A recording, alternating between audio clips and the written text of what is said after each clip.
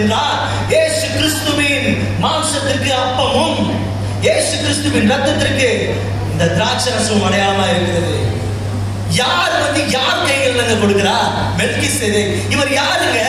இவரை நீங்க அறிந்து கொள்ள வேண்டும் என்றால் புதிய ஏற்பாட்டு புஸ்தகத்துல எபிரேயர் என்ற ஒரு நிருபம் இருக்கிறது. அதில் 7ஆம் அதிகாரத்தில் நீங்க வாசிக்கிறீர்கள் என்றால் அங்கே இவரை குறித்ததாக எழுதப்பட்டிருக்கிறது. ஆமென்.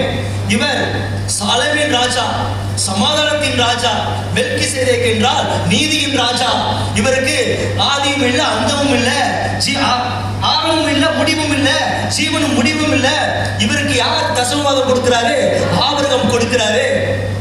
இவர் யாருங்க? 3வது வசனம் தான் எனக்கு ரொம்ப பிடிச்ச வசனம்.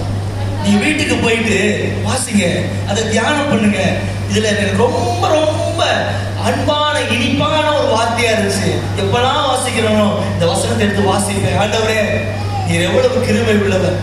ஆபிரகாமுக்கு நீங்க வர்றதுக்கு முன்னாலே என்ன பண்ணிருக்கீங்க? கிருபையா இருந்திருக்கிறீங்க. அவனை நீதிமான என்று சொல்லியிருக்கிறீங்க. எவ்வளவு நல்லவர் ஆண்டவரே. அல்லேலூயா. வாசிக்கலாமா?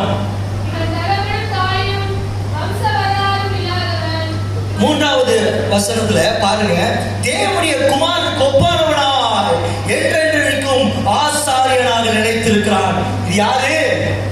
தேவனுடைய குமாரனுக்கு ஒப்பானவன். இது வெளிப்பாடு. வெளிப்பாடு வரும்போது கர்த்தரை நீங்க கரங்களை தட்டியோ அசைத்தோ நீங்க என்ன பண்ணணும்? பெற்றுக்கொள்ளுங்க. Amen. It is a rhema for today. தேவனுடைய குமாரனை நீங்கள் ஆராதிக்கும் பொழுது அவர் மகிமைப்படுகிறவரா இருக்கார். அவர் எங்க இருக்காரு? குமாரன் எங்க இருக்காரு?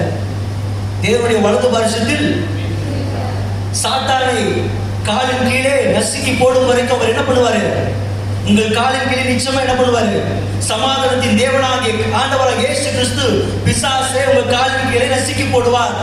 என்ன போட்டு வசனம் என்ன சொல்லுது? ரோமர் 16:20. நம்முடைய ஆண்டவராகிய இயேசு கிறிஸ்துவின் கிருபை நம்மோடு கூட இருக்கும். உங்க காலில் கீழே போடுவாரா மாட்டாரா? நிச்சயமா பண்ணுவாரா மாட்டாரா? ஆமென். காலை நல்லா மிதிச்சு சொல்லுங்க, இன்னைக்கு சாத்தான என் காலின் கீழே மிதித்து போடுவார். ஆமென். ஹல்லேலூயா. ஹல்லேலூயா. ஆமென். இந்த மெல்கிசேதேக் எனக்கு ரொம்ப பிடிச்சது. ஆமென். ஹல்லேலூயா. ஹல்லேலூயா. கர்த்தர் நல்லவர்.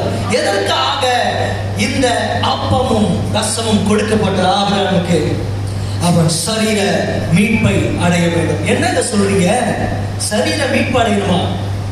ஆண்டவர் ஆபிரகாமை அழைக்கும் போது ஆண்டவர் ஆசீர்வதித்தாரே. ஆமா,